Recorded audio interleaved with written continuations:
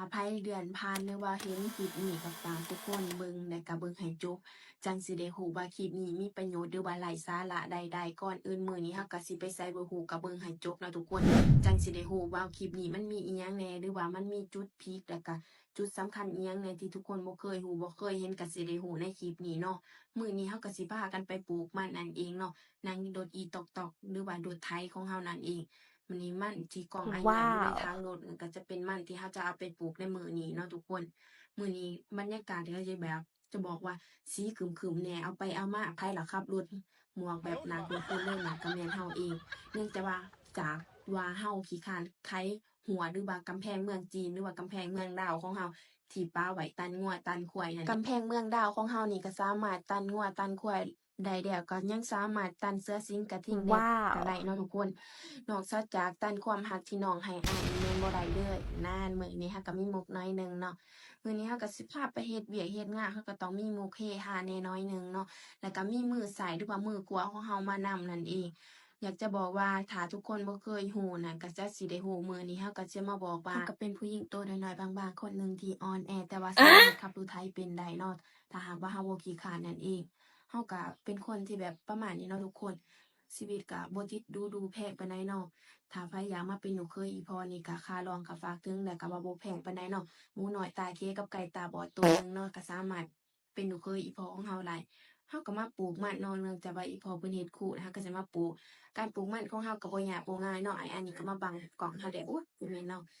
สีแบบมื้อนี้ก็แบบสีร่มๆเนาะเนื่องจากว่าฟ้าอากาศก็บ่เป็นมาพาใจเนาะก็จักเป็นหยังบ่ฮู้อยากจะบอกว่ามื้อนี้มีแต่ลมเนาะบ่ได้คบน้ำจักเทื่อโอ้บางมื้อนี้ก็แบบสิอกหักแน่เนาะมื้อนี้ก็บ่มีแรงเฮ็ดเวียกเฮ็ดงานเฮ็ดการปานใดเนาะก็เฮ็ดไปหั้นแหละอยากจะบอกว่าบรรยากาศในมื้อนี้ก็แบบว่ามืดมนคือความรักข้อยนี่เนื่องจากว่าหลังจากที่เราปลูกมันแล้วเนาะบรรยากาศก็จะเป็นประมาณนี้อยากจะบอกว่ามืดมนแบบรับบ่ได้เด้อแบบอกหักเศร้าเสียใจแล้วก็มีผู้มาปลอบใจของเรานั่นก็คือน้องหมาของเราเอง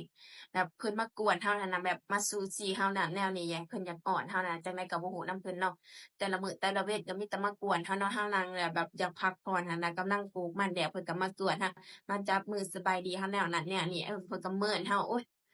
นอกจากว่าผู้บ่าวเมิ้นอันนี้ยังมีหมาเมิ้นเฮาอีกเนาะแบบอกหักแบบเสียใจมากๆเด้อหลังจากที่เฮาปลูกมันแล้วก็ยังบ่แล้วบ่ทั่วเนาะทุกคนเมื่อยส่ำใดก็อดเอาลากสังขารเจ้าของไปเฮ็ดเวียกอีกแล้วเฝ้าให้มันแล้วเนาะขนาดเขาบ่ฮักก็ยังอดได้เนาะทุกคน ก็ต้องซ้ำเวียกซ้ำนี้เราก็ต้องสู้ก่อนอื่นเราก็ต้องเฮ็ดอุปกรณ์ของเราที่สำคัญของเราในมื้อนี้ก่อนมื้อตอนสุดท้ายเนาะก็จะเป็นประมาณนี้นั่นก็คือ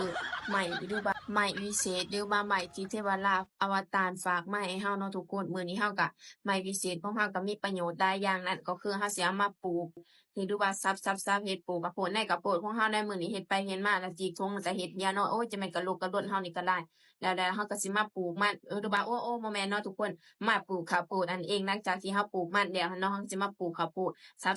บๆๆๆไปเรื่อยๆโอ้สับไปสับมาคือมาฮอดจนสิฮอดภูเก่านั่นคือบ่ไปไวแต่โอ๊ยถ้าไผบ่เคยรู้บ่เคยเห็นว่าวิธีการปลูกข้าวโพดของเรานี่มันเป็นแนวใดต้องได้เอาวิธีนี้ไปใช้เนาะถ้าไผผู้ใดที่มักกินข้าวโพดหรือว่าไปเฮ็ดของหวานอันนั้นอันนี้สามารถเฮ็ดได้หลายอย่างเนาะเมนูกับข้าวกับน้ำถามปลาก็สามารถเอาไปประกอบได้เนาะไปเฮ็ดเมนูแบบ แซ่บๆหั้นน่ะเอาไปเฮ็ดนั่นเฮ็ดนี่ก็สามารถเฮ็ดได้เนาะมื้อนี้เราก็สิมาสอนวิธีว่ามาปลูกข้าวโพดนั่นเองก็บ่ได้สอนดอกถ้าไผอยากรู้ก็เบิ่งคลิปนี้ให้มันจบนะทุกคนการปลูกข้าวโพดของเรานี่ก็บ่ได้ยากได้ง่ายเนาะเนื่องจากคนที่มักซื้อกินอะเนาะนอกจากคนที่ขี้คร้านแล้วก็มักซื้อกินอิหยังก็ซื้ออิหยังก็ซื้อก็อิหยังก็ต้องได้ใช้เงินใช้คำไปเบิดธุรกิจหรือว่าช่วงนี้แบบเศรษฐกิจมันก็บ่ดี อิหยังที่เราเฮ็ดได้หรือว่าผักหวีจีซ่อมที่เราปลูกสามารถปลูกกินเองได้เราก็ปลูกเนาะทุกคนแบบเราประหยัดงบ